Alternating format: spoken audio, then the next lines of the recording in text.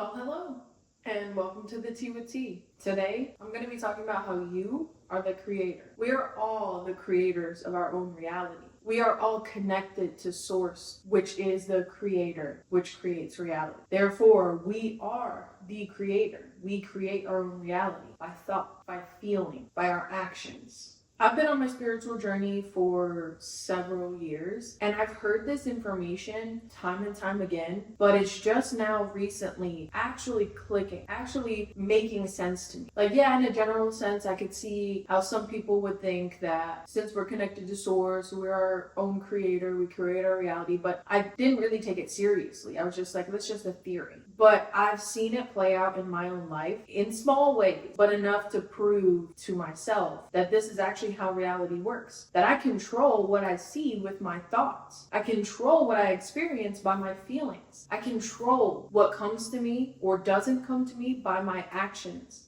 And we are all capable of this. Whether you realize it or not, you're constantly manifesting, if that's the word you want to use to describe it. We are all consciously or unconsciously creating our reality. Creating what we see on a daily basis, creating what we experience. And for people who feel like life happens to them and that external circumstances are out of their control, you're gonna think I'm crazy, or you're gonna completely disagree with me and even possibly be triggered or upset by me even saying this. Because a decade ago, I would have felt the same exact way. I would have felt triggered, like, what do you mean I created this experience I'm going through that's out of my control, this negative thing that's happened to me that's out of my control, that's not a direct result of what I did. I understand to an extent, even still thinking back to how I felt that way. For example, I was homeless at the age of 17 because of my mother's lack of responsibility. We got evicted from our home and I was like 3 or 4 months away from turning 18. So I just kind of went on my own, even though legally she was required to care for me until I was 18. But how can I expect someone who can't care for themselves to care for someone else, even if they're their own child?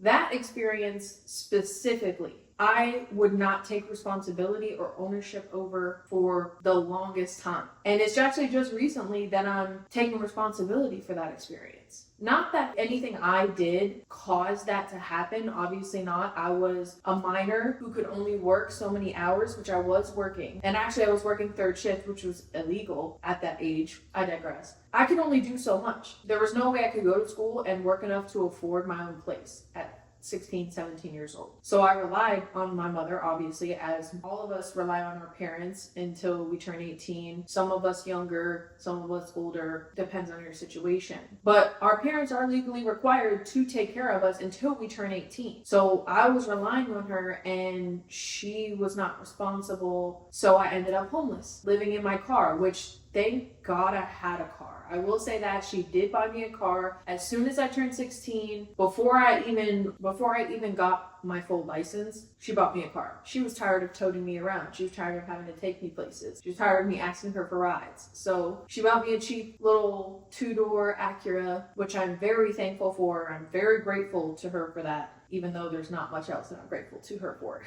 But thank God I had that car to live in, or else I would have literally been on the street. And so that's my bright side of that situation. And I don't take responsibility for the situation itself. I take responsibility for how I chose to proceed after becoming homeless, how I chose to look at the situation, how I chose to expect someone else to show up for me instead of showing up for myself to my full ability. And I did show up. I got a job, even though you actually technically can't have a job if you're homeless. I actually told the person who hired me about my situation, and she agreed to just put the address that was on my license, which was the address that we were evicted from, to put that on my paperwork so that way I could get a job, so I could work. And I did have access to my ex's family's homes to be able to shower and keep up with my hygiene, which I'm very thankful for. And they did let us sleep there on occasion. So I'm very thankful for those people. And even though the whole situation itself, I think lasted 9 months, I think I was homeless before I actually decided to try and make amends with my mother and move back in with her, which obviously turned out treacherous.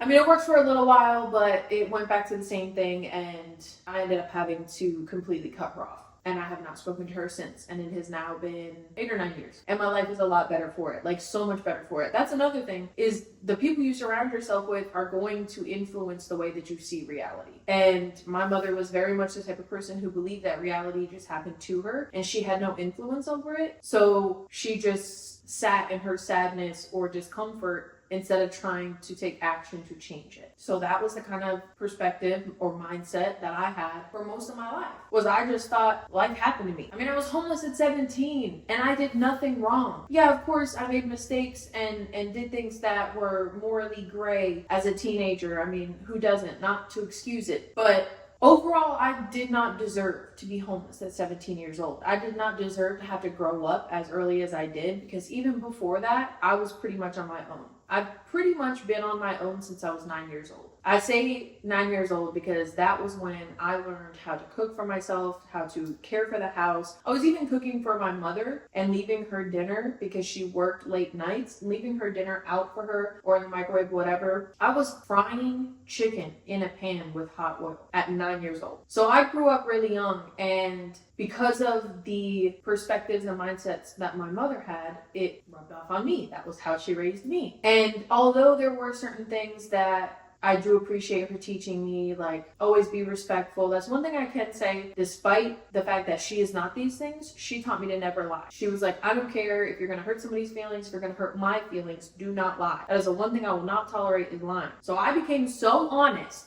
to a fault, to where I literally didn't have friends because I was just too blunt. She didn't teach me the difference between being honest and being blunt. So where I would just blurt out whatever I was thinking, because I was being honest. So that's what I thought. But I do thank her for teaching me that, to be honest. And then I learned later on my own how to still be considerate of others' feelings while being honest. Because if I'm saying it in a way of being respectful and you are still offended or still hurt, that is not a me problem, that is a you problem. Respectfully. And I had to learn that for myself as well. When people came to me with their honesty in a respectful way and I was still offended, I had to learn that was a me problem. Why am I offended with someone coming to me with their truth and they said it respectfully? They're just sharing their honest feelings and opinions with me and I'm offended. That's a me problem. I had to work that out. Everybody does. But despite all of that, I'm getting a little off track here. Once you learn that you create your reality, that's when you start going through all these processes, learning how to communicate, learning how to receive information from other people, all these things. You learn how to go about life differently. You learn how to properly process your feelings, how to interpret your intuition, or even just recognize the difference between fear and programming and your true intuition. Because a lot of people get it confused. They think they're following their heart when in actuality, they're actually following a programming that was instilled into them as a child to be afraid of making decisions or making the wrong decision. That was actually something that I struggled with as well. Once you realize that you create your reality, you learn to think, feel, and act differently. And this is what I'm demonstrating in my life today. It's taken me almost 30 years to get here, but here I am, thinking, feeling, and acting differently than I used to in order to create a life that I truly love, that I feel comfortable in. Ever since I started thinking, feeling, and acting different in my life has started to change. New opportunities have come about. New mindsets have kind of set in. I'm less fearful. I think less out of a state of lack. And that's one big, huge thing since I can remember, is that I was raised in this mindset of lack. We never had enough. And my mother, my parents, both, more so my mother, because I mostly was raised by my mother, because even before they divorced, my dad was always working, which I don't blame him. He was supporting the household because my mom barely worked. But both my parents kind of instilled this lack mindset into me. Like, we would never have enough and we would never be able to have enough, because we were just not the kind of people who were born into wealth or prosperity or success. So it's almost like they instilled this mindset into me that we would spend our entire lives fighting for a portion of what some people effortlessly had. When in actuality, everyone on this planet can effortlessly have the life that they truly want. And a big thing that never made sense to me was, why do all these evil, so to speak, people get what they want? And they're so successful. They have all this money. They have all these great things. How is it possible for all these bad people to just be successful when I'm a good person and I have almost nothing?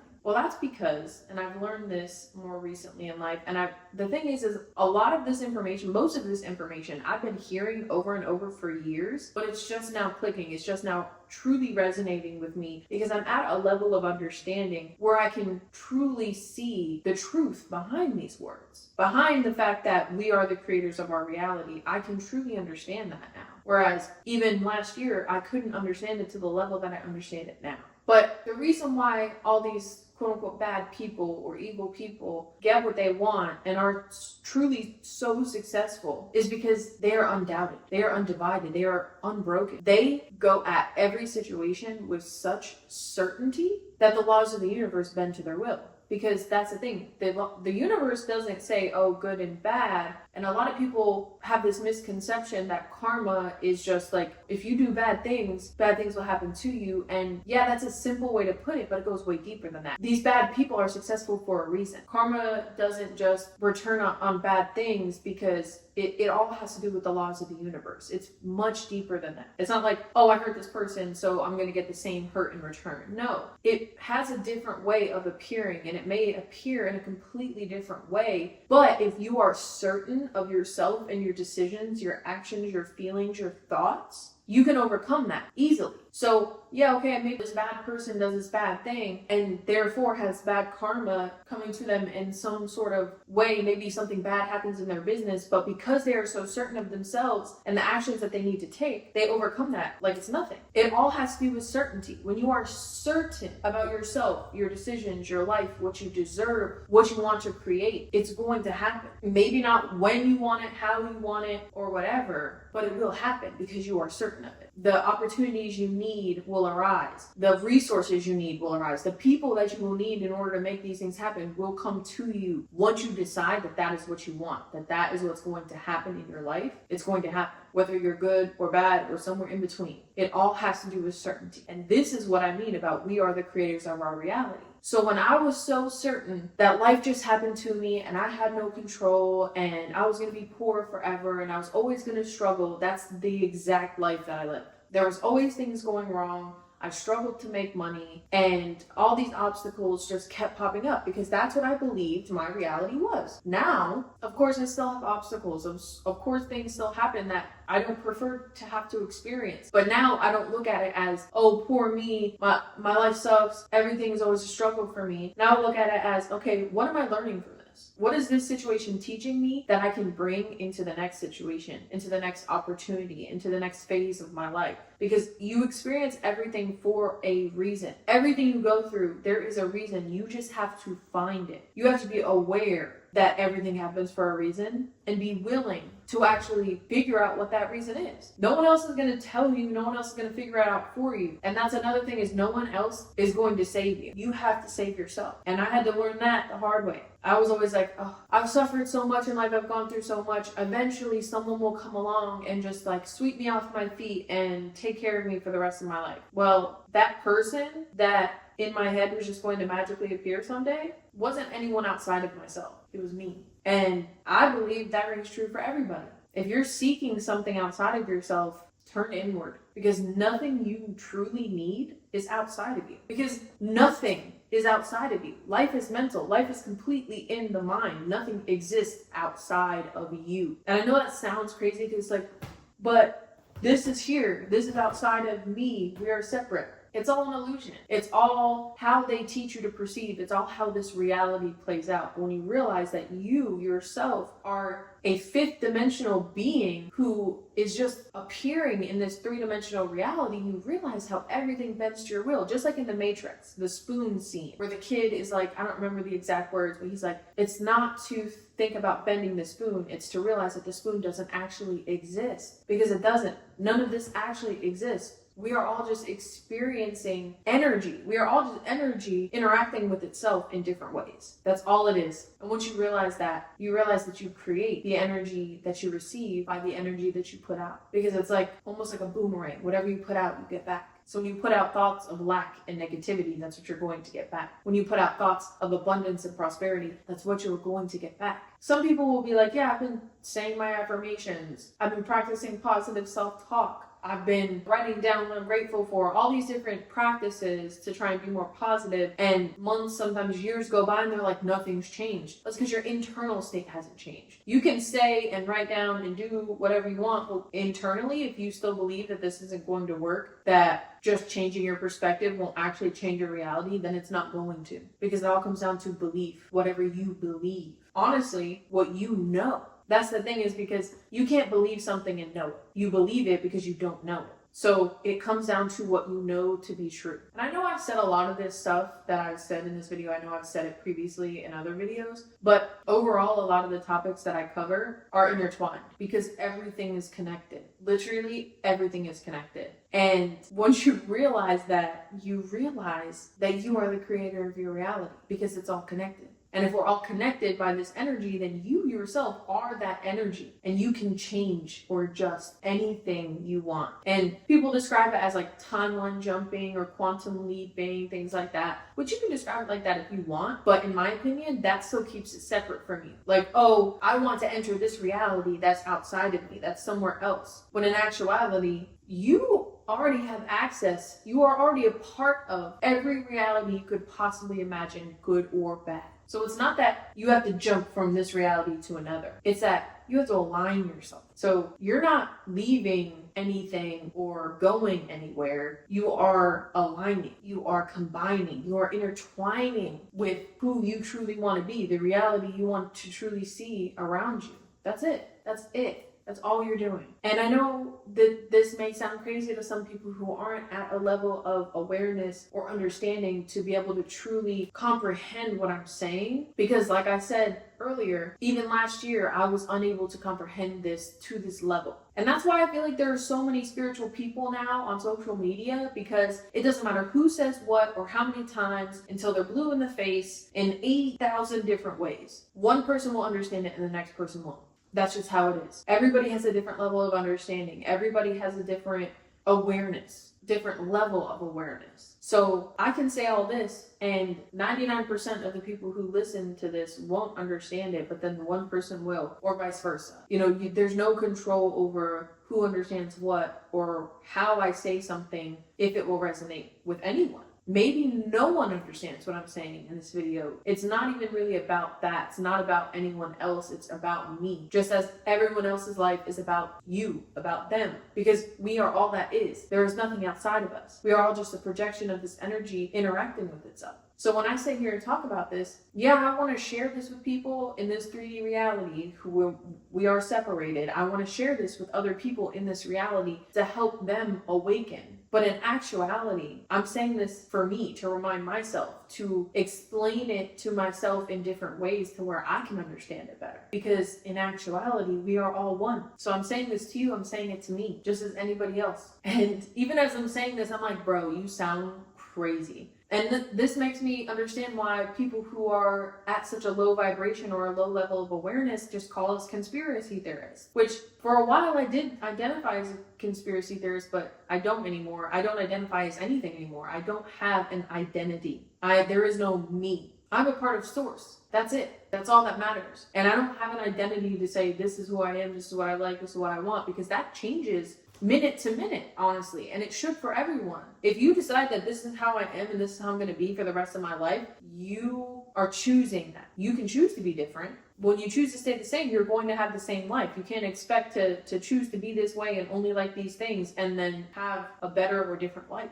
because you're choosing to stay the same. So I choose to be ever changing, constantly changing, because I want my reality to constantly change. Even once I get to a better place where I have my own place, where I'm immensely wealthy, where I have my dream life, my dream partner, all this, where I've already gotten all that, that's not the end point. Then there are going to be other things that I want. There are going to be new opportunities, new projects that I want to work on, new things that I want to create. It's always changing. Life is always changing. And I've talked about this. I made a whole episode about this. You need to embrace change, in my opinion, of course, in order to create the life that you want. Because you are the creator of your own life. You are the creator, period. We all are. And I know this is probably going to rub religious people the wrong way, but even within religion, there are little bits and pieces in scripture, and not just the Bible. This is in other holy books as well, where it literally these little bits and pieces saying you are the creator, you are a piece of the creator, the creator is within you.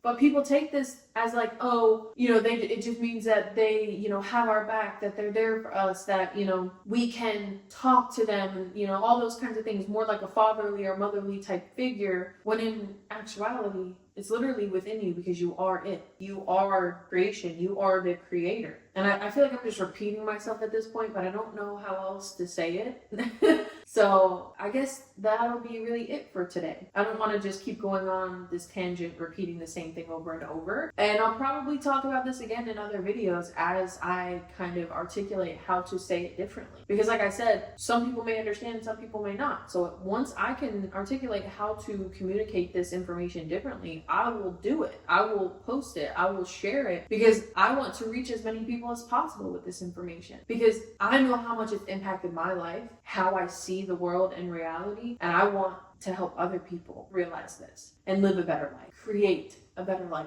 for themselves. So yeah, that's my tangent for today. You are the creator, okay? And that's why I say I love you and love yourself. Because if you don't love yourself, you will not be able to create the life that you want. Because when you don't love yourself, you don't love the creator. You are the creator. It's all connected. Anyways, I love you, love yourself, and let's grow together.